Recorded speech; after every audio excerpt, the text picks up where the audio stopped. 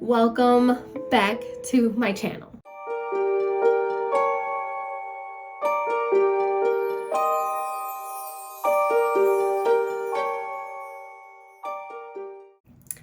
Hello everyone.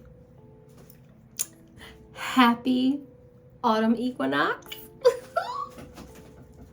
It is time. It is that time of year. I'm so excited, okay? I'm jumping out my skin, so excited. It is fall. I am wearing my Witch's Brew Coffee Co. sweater that if you haven't seen my fall haul video, I will link it down below. Fall, you already know. You already know it is my favorite season and I'm feeling all the vibes. I have a little tiny fall reading haul. I don't know when I'm gonna read all of these. Honestly, I'm looking forward to adding more books, especially new books. Only one of these books I have not read yet. The other two I read last fall and I'm reading the other two again. So I wanted to share just a cute little fall TBR, September going into October. I might add stuff to it, but we'll see. I'm still figuring out if you guys like when I do reading vlogs. After my Jason Recollect reading vlog, I had so much fun reading that book and recording the vlog. And even though there was a couple weeks in between where things got crazy and I wasn't able to fully capture all of my reactions and all of that for that book, I really loved recording it. It was so much fun.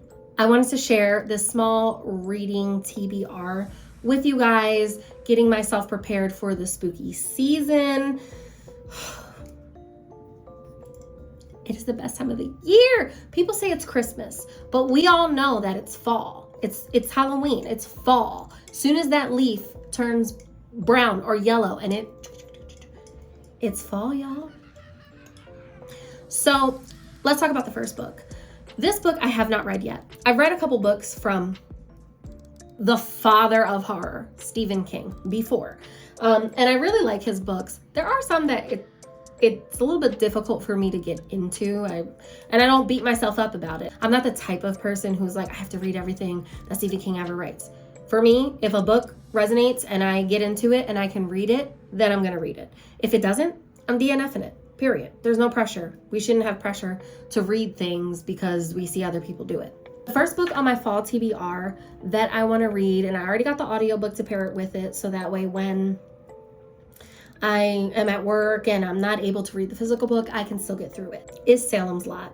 And can we take a second to, how beautiful is this copy? It is so old. This was printed in 1975. And it is absolutely gorgeous. My mom thrifted it for me. Shout out to my mom. She is always thrifting me books. And I told her I like Stephen King one time. And now I have an entire collection behind me full of Stephen King. So many books, even books that like I'm not even interested in reading from him. But she has been fueled. I got a bag downstairs of Stephen King books that she just got me from the thrift store, and I haven't even looked through it yet.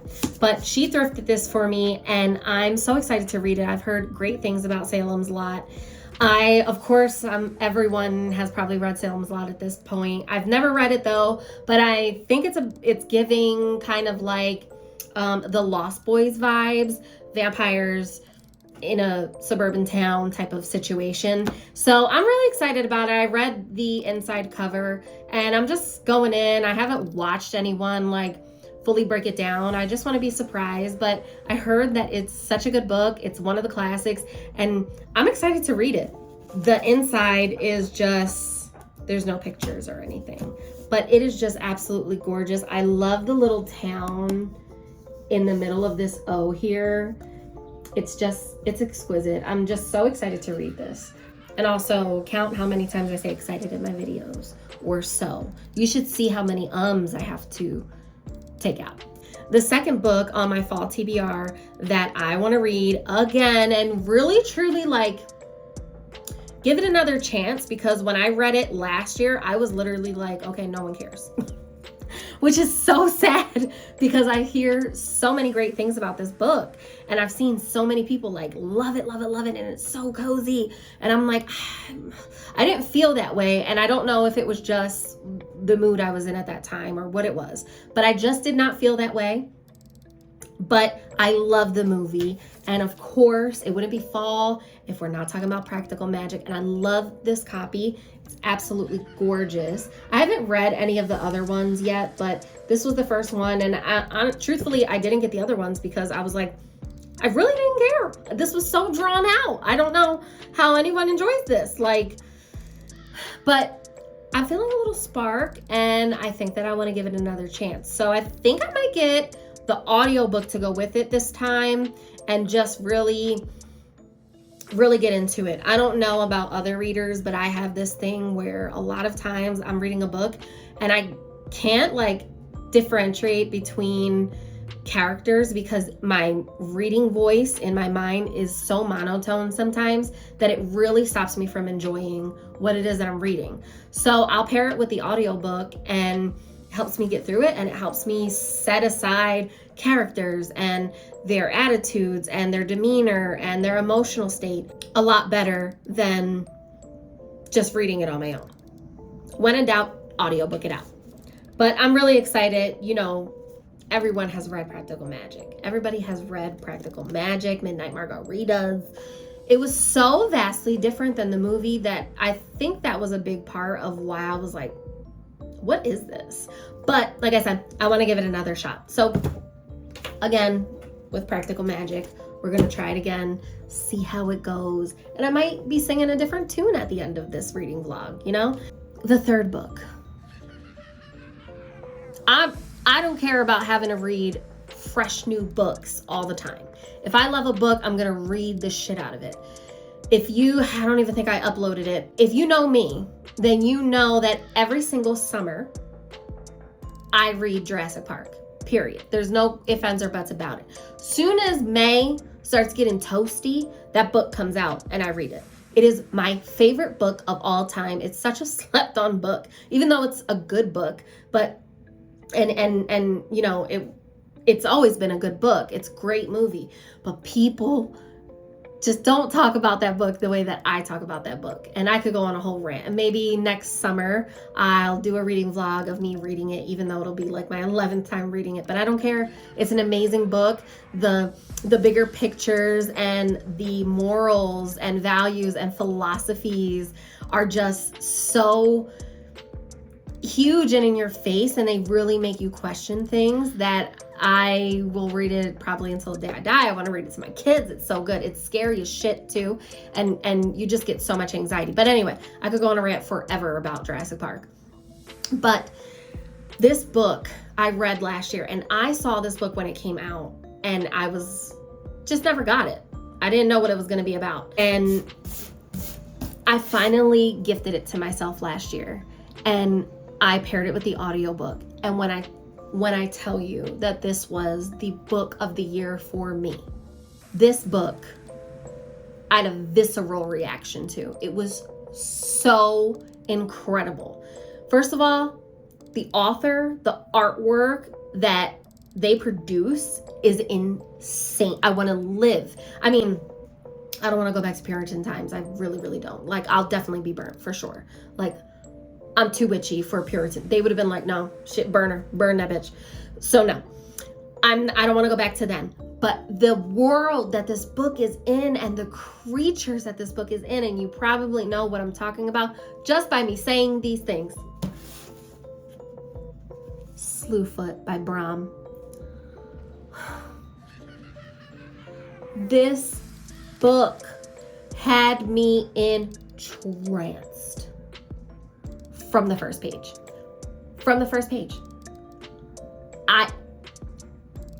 If you have not read this book, read it. This book is absolutely stunning. The writing, you're living it. You're living what Abatha is going through. You're living what Slewfoot is going through. It is absolutely beautiful. When they say a tale of bewitchery, they are not lying. This book, Look at the artwork in it. Look at the artwork of this. Look at Abatha. Come on. Put this on my body right now. Tattoo this on my body right now. This whole thing. The whole thing. Abatha and all. Abatha and all. Like, please. Please. I need it. This book was absolutely beautiful. It was so beautiful. It was so heartbreaking. There were so many parts in this book that I cried my eyes out. And the ending of this book was absolutely everything.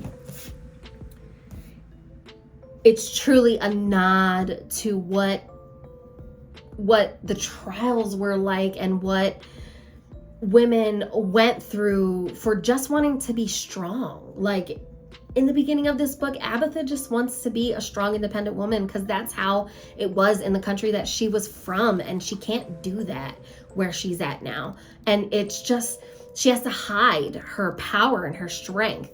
And then Slewfoot comes and he just opens and expands her world. And from the beginning, I shipped them so hard. I was like, listen, Abatha, I know that you're a human woman. Slewfoot and you though, girl. Please. And I mean, it's an absolutely beautiful book. It's a beautiful book. There is artwork on the inside too, which I'm trying to get to now, if I can find it. And Brom really did their thing. Abatha in the beginning. These three elements, forest and creek and sky. And then Samson, who is Slewfoot, but in a different embodiment, we'll say. Mamunafet absolutely terrified me. That is insane. That's insane. And then we have Slewfoot here in his full embodiment. And then the witch.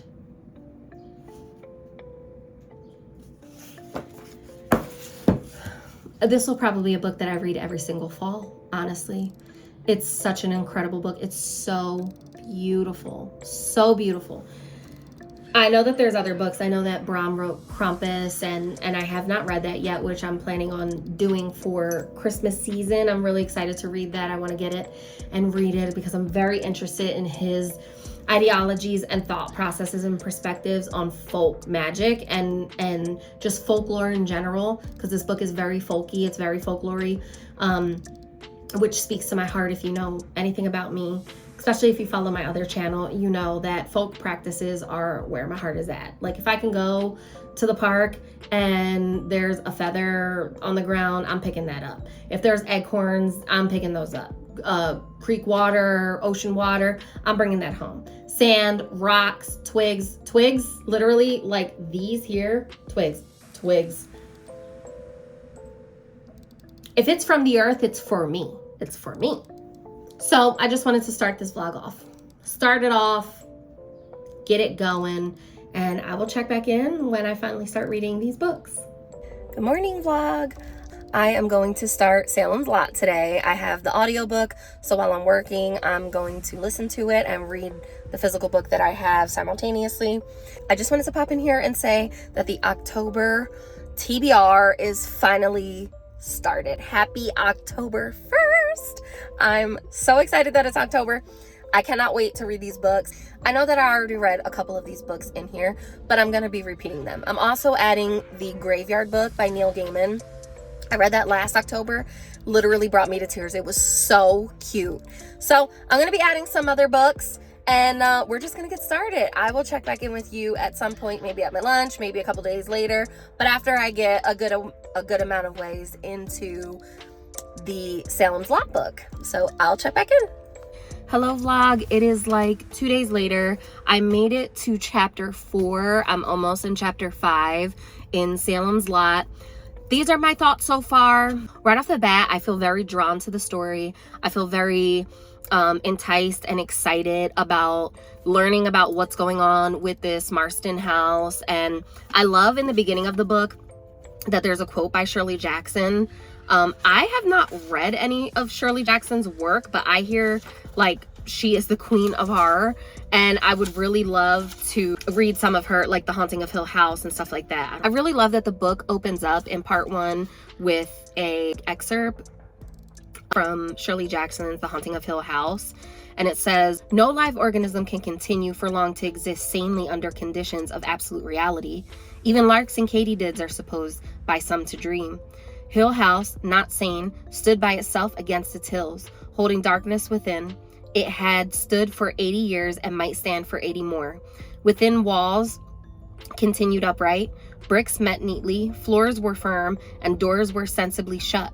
Silence lay steadily against the wood and stone of Hill House, and whatever walked there walked alone. I really love that. I've never read A Haunting of Hill House. I did watch some of the show that was like on Netflix, but I really couldn't get into it. But now it's making me really reconsider watching it. I might get the book too. I heard Shirley Jackson's work is superb, so that's really exciting. And I wonder also, like it says in right above the quote, like the Marston house, and I'm wondering if like the Marston house is, I mean, I guess it's being compared to The Haunting of Hill House. This house is on a hill, so I don't know if this is just like another variation of this house. So far we have met the main characters who I think are going to be the main characters, which are Ben Mears and Susan Norton. And, you know, Ben's an author. He's wrote some books, and him and Susan meet like in the park, and she's beautiful. So he approaches her and sees that she's reading his book, and she's like, oh my God, you're Ben Mears. Wow. And they hit it off. There's this like underlying creep factor, like right off the bat with this house. Like you open up with Ben like driving back to Salem's lot, to Jerusalem lot, and he's like reminiscing on him growing up there with his aunt, and there was like a huge fire. His mother, you know, herself when he was 14, and he had to like move away. So there's like all this stuff going on, and you can tell that he has a very traumatic, but so traumatic that it's almost like magnetized past with Jerusalem's lot, and specifically this house, which this guy that lived there, I think, murdered his wife and then hung himself. And when Ben was a child, this story was like lore where they were from, and kids would like try to spook each other out and dare each other to go to this house and go inside and grab something from inside the house. And when Ben did that, he saw I don't want to say it was the being, like the person who hung himself, but I think it was an apparition. And it like scared him ever since. So, you know, he's at this house, he wants to purchase it or lease it, and then he finds out that it is leased. And the gentleman, who I'm assuming is one of the vampires who's going to reside in this house. So this gentleman by the name of Starker, his last name is Starker, goes to the local real estate Larry, and he's like, listen, like I want to buy this house. This is the conditions that I want to buy it under. And the guy's like trying to sell him like how much this house is worth, and he's like, nah, I'm buying the house, and I'm buying the store, and I'm buying the property all for $1, and you're gonna make all the money off of it. So that's all that's gonna happen. These are the papers. We've already drawn up all the agreements and all the legal stuff. Take it to your lawyer, and you know, let me know if these papers check out, so that way we can go forward with this. And he wants this house, and it's very suspicious. He's described as very thin and kind of ghostly, and he has like no emotion but tries to have emotion at the same time. Like he doesn't have emotion naturally, which is what leads me to believe that he's one of the vampires that are going to be residing in the house, or his client. I think it's Barlow and Starker. They want to open up like a antiques furniture store, and Larry's like, sir, like the locals are not going to be able to afford that. Like, what are you talking about? And he's like, yeah, but there's a highway right here, and that's going to be our main source of income. That's the people that we're marketing to, is people who are driving in and out. Which, now that I'm talking about it, kind of makes me like, interesting, because if they're vampires, they're not going to want to eat the locals, because then the locals are going to know that they're vampires. They probably want people who are out of town to come in, go to this said furniture store so they could eat them, which makes a lot of sense. I don't know, I'm just speculating, but it's really cool so far. I like the little budding romance with Ben and Susan.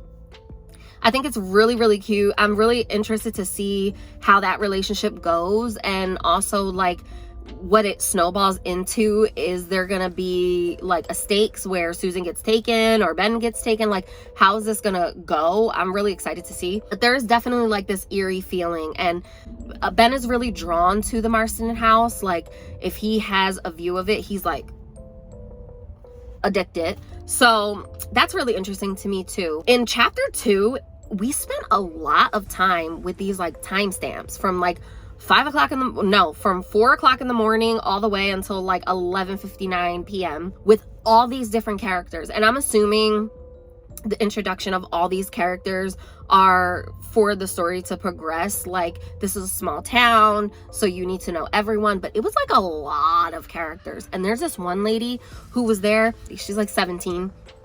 She got married super young to a guy, and he's always working all the time, and she lives in a trailer. Like, they live in a trailer with their baby. He's 10 months old, and the baby's like crying in the morning because he's hungry, and the mom gets up and she like starts yelling at him to shut up and all of that. Like, it was so sad. Like, she threw the bottle at him, and then when he cried, she like picked him up and started like punching him, and like his eyes were like swollen shut, and she's just like, oh my god, I'm so sorry. But like, it was just so sad. Like, when I was reading that part, I was like, what the fuck? And also, like, something happens to one of the farmer's dogs, and it was so sad. I'm a huge animal person, and so like animal cruelty in books or movies really fucks me up. So it was really sad. But all in all, the book is entrancing and it's exciting, and I'm gonna read more of it today, and I will update you on how it goes. Okay, vlog, it is the next day.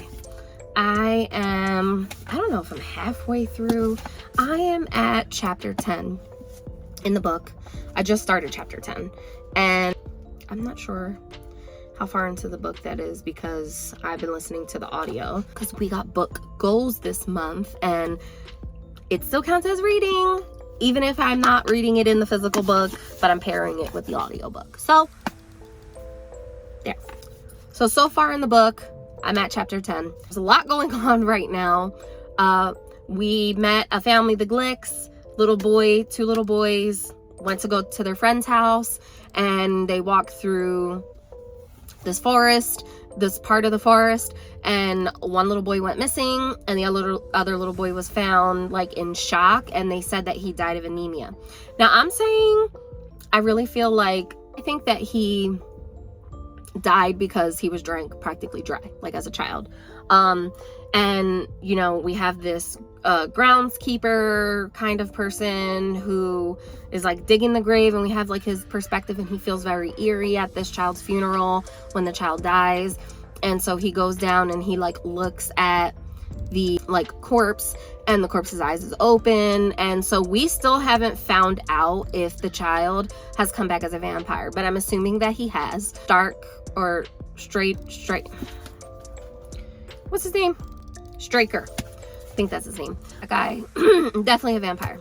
We also have lost another character he basically gave up his entire life and everything that he owned to move to the dump and live at the dump and take care of the dump.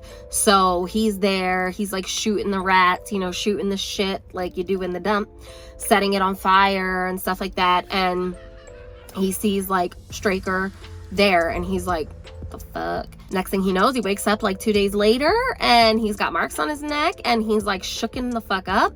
And he goes to the bar, and he's like, this is what's going on. Like, I don't understand. He was like hypnotized. Straker could drink from him, but when he went home, he said like in and out of his sleep over those couple days, he was waking up and like he felt like he was opening the window for someone, which I'm assuming is Straker or said child vampire. We don't know yet. I haven't gotten that far yet.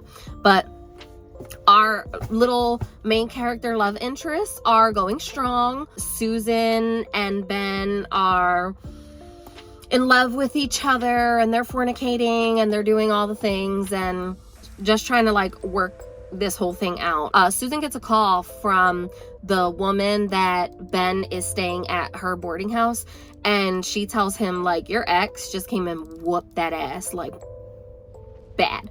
He's in the hospital. So I just wanted to let you know, like, he got his ass beat, and he's in the hospital. Do with that what you will. So, you know, there's a lot of drama going on. Susan's mom is like, absolutely not. I do not like this guy. Like, there's just something about it. I don't know if it's because he's older, but I don't think he's that much older than Susan. And Susan's dad is like, he loves him. Like, he's so excited that they are together, and he thinks it's so cool. And he thinks that he's like, that Ben is like a real man and all of these things. So we got like a lot of dynamics happening right now. Honestly, while I was listening to the audiobook, I kind of fell asleep a little bit. So I'm going to reread the beginning of chapter 10.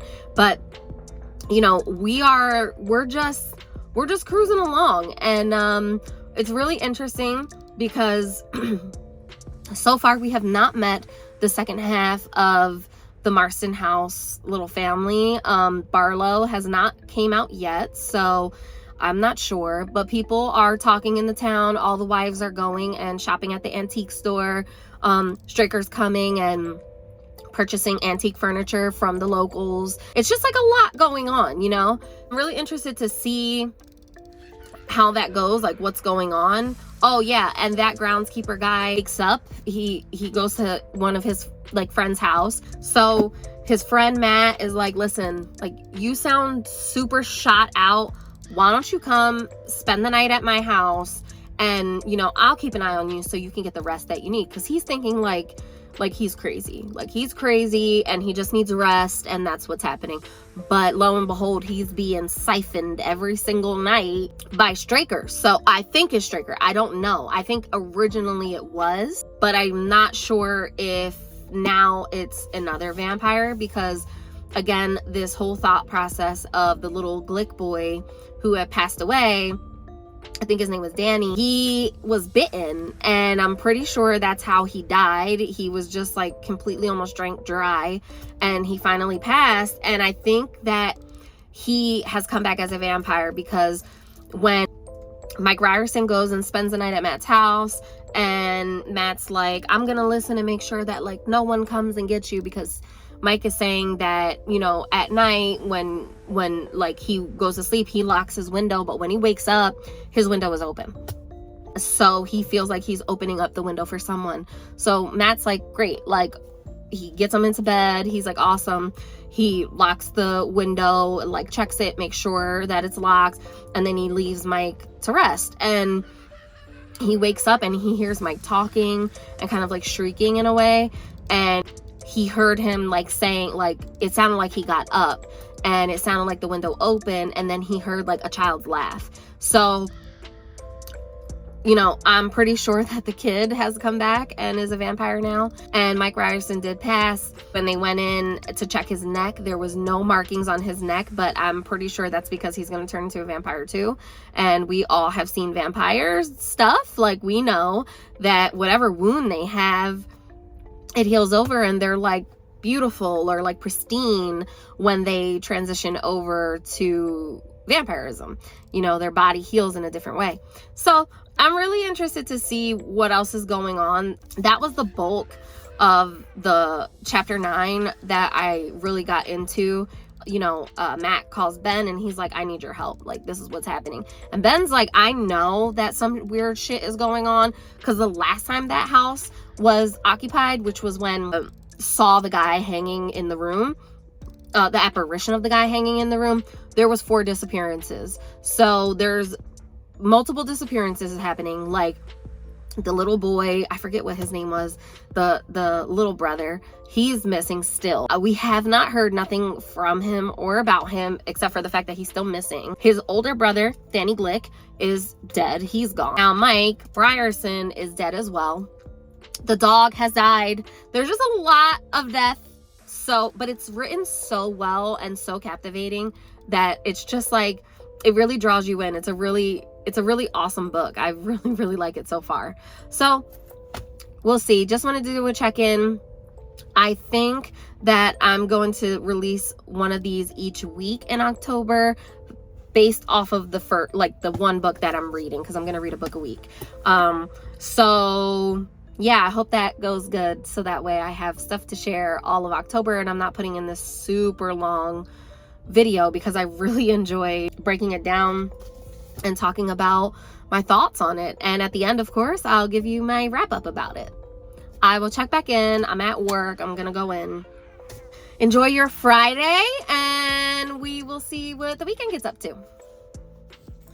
Hello, vlog. It is the end of this portion of this vlog. I decided, I think I mentioned in another clip that you'll probably see throughout this vlog, that I decided to do each book, one book a week, and just put it out that way. So although I introduced some of the books that I'm reading for the spooky season, which goes from October to the end of November, 2 months worth, I decided to just break it up that way. So that way it wasn't just like one huge long, hours long vlog, because there's just too much to talk about. So in this portion of this vlog, the first book that I was reading was Salem's Lot by Stephen King. So as you've seen throughout the vlog, I've been reading it, I've been connecting with the characters, and there's been a lot of like stuff going on, but I finally finished the book. It is Sunday now, and I have started reading Practical Magic for this upcoming week and for this upcoming vlog, which I already read that book, but I'm pairing it with the Audible. So I went into this book knowing that it was about vampires. I really enjoyed this like nostalgic feeling of this like foreign vampire guy who's coming in and shaking stuff up in this little small town. It was just so like nostalgic, and it really reminded me of the stuff that I watched growing up as a kid in the 90s when it came to vampires in small towns, and then infiltrating them and basically feeding off of the locals. There was a lot of really sad things in this book though, like with the baby and kids who went missing, and it was just really sad. Like people were losing their parents, and I really felt for a lot of the kids in the book. It was really sad that Mark had to watch his parents be murdered and go through all the things that he did, but Mark is a trooper. We stan Mark because Mark was the one who was able to like handle this, you know what I mean? He did what he needed to do to defeat Barlow, and it was so amazing. I know that on October 3rd, Max released the Salem's Lot movie, and I'm really interested to watch it. I hope that me and Babe can watch it tonight. I didn't want to watch it until I finished the book because I never read the book, so it's definitely a classic. I really was so sad. As you've seen in the vlog, I was really rooting for Ben and Susan. Like, I loved them together. They were like spooky, and Susan was definitely questioning stuff, but like she was a spooky girl at heart, and like we loved Susan. She was a rebel, and she was, you know, making her own path in life, and I really appreciated that individualism that she was taking on, where she was like, although I'm from this small town and I still live with my parents, like I'm coming into my own, you know. I loved her and Ben's dynamic, and it was really cute how they fell in love with each other. I was so sad, so sad when Susan got. I was so sad when Susan got. Tea break. Also, on a side note, can we appreciate this gorgeous little mug that my best friend got me last year with the Sanderson sisters on it? Obsessed. They're so cute. Today we are drinking Honeycrisp Apple Ginger Tea, freshly brewed, straight from the root and straight from the core. I thought that the writing in the book was really beautiful. Stephen King just has a way of describing things. Like there was this one part that he was describing this just guttural fear and how you can feel it in all different parts of your body. And he was relating it to men, but I really related to that because I felt like there's definitely been times in my life where I've experienced extreme fear and felt it viscerally, felt it in my body. And it was really beautiful. And I think there's an excerpt in the back towards the end. Let me see if I can find it. It was this part at the end when Ben goes back after everything, and he goes back to Eva Miller's, boarding house, and goes and burns his manuscript of the Marston house that he was writing. I just love the way that this was written. He took his manuscript, threw it in, and made a paper spill of the title page. He lit it with his cricket, and when it flared up, he tossed it in on top of the drift of typewritten pages. The flame tasted them, found them good, and began to crawl eagerly over the paper. Corners charred, turned upward, blackened. Whitish smoke began to billow out of the wastebasket, and without thinking about it, he leaned over his desk and opened the window. I really loved the way that he described the burning of that paper. And it just felt like, as I was listening to it, I could smell the paper burning. I could visually see it. It was so real and visceral. And that's one thing about this book that I really enjoyed, was that there was so much imagery put into it through word that I could literally see. I was existing there with them while they were going through these things. And I could smell the dirt of these cellars, and I could smell the stink of these vampires. And it was so enthralling. So needless to say, I really enjoyed this book. I thought it was really well done. I know that it's a classic. So many people have read this book, obviously. But this was my first time, and I just wanted to share my experience of experiencing this aspect of Stephen King. I do really love his work. I've read a couple of his other books, and I grew up knowing about him. He was a household name, as he is. And it was an amazing experience. I had so much fun. There was definitely parts that I felt super creeped out. There was definitely parts that I was like tearing up, especially with baby Randy. Like, if you know, justice for baby Randy, because his mom was shot out and he did not deserve what came to him. It was so sad. But also, and the dog, like the part with baby Randy and the part with the dog, literally I was like, oh, no. It was so sad. It was just really, really sad. I can't say that enough. This book, there's parts in this book that'll definitely hit your heart. Losing someone that you love and watching the people that you love just be lost to this is it's insane. I don't live in a small town, but I can't imagine what it would be like to live in a small town and then experience this. You know what I mean? It's got to be insane. I hope that you enjoyed this vlog. I hope that it was worthwhile watching. Thank you for coming along with me on the journey of reading Salem's Lot. I look forward to filming my reading vlog for Practical Magic. It's a month of spooky reading, and I'm really excited. Thank you so much for being here with me today. Thank you for watching these vlogs and just being here. It means a lot. I know I say that in every video, but whoever is watching these, I appreciate you so much. I really do, because who wants to listen to me talk? I don't know. I have no idea, but I enjoy doing it, so I hope that you enjoy watching it. For this month, I'll be releasing one video a week, so this is technically going out the second week,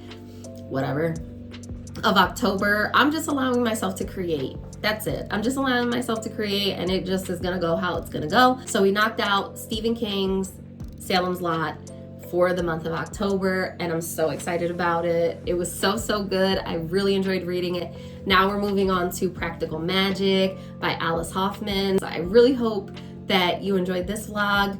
I look forward to seeing you in my next one, and comment down below what your favorite spooky books to read during spooky season, October, November, autumn, fall, Samhain, Halloween, whatever you want to call it, whether it be witchy books or spooky books or cozy books. Comment down below what those books are. I'm always looking for new books to read and to expand my world of spooky books, especially like really messed up spooky books. I'm down for that, like Tender as the Flesh and all of those kind. Let me know if there's a good spooky book to read during this time of the year that I don't know about or that you think is worth recommending. I'm ready to hear it. Please comment down below. Thank you so much again for being here. I really look forward to seeing you in my next one, and I hope that you have an amazing spooky week.